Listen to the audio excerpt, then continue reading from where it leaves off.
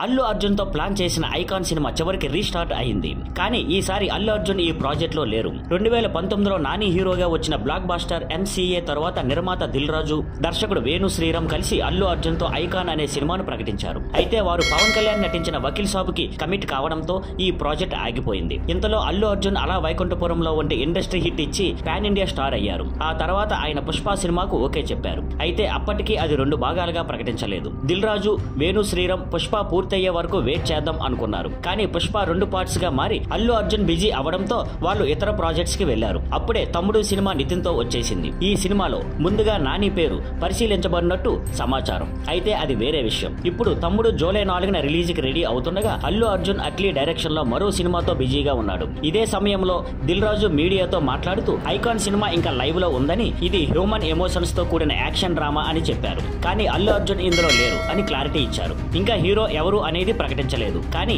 వర్గాల ప్రకారం దిల్ రాజు అల్లు అర్జున్ తో కలిసి 2026లో ఒక పెద్ద పాన్ ఇండియా ప్రాజెక్ట్ ప్లాన్ చేస్తున్నారట. ఆ సినిమా 2027 లేదా 2028లో రిలీజ్ కానుందని అంటున్నారు. ఇంట్రెస్టింగ్ విషయం ఏంటంటే ఇలాంటి పరిస్థితిని త్రివిక్రమ్ చేస్తున్న లార్డ్ మురుగన్ స్ఫూర్తితో రూపొందుతున్న సినిమాలో కూడా జరిగింది. అది ముందుగా అల్లు అర్జున్ తో అనుకున్న, చివరికి జూనియర్ ఎన్టీఆర్ వచ్చారు.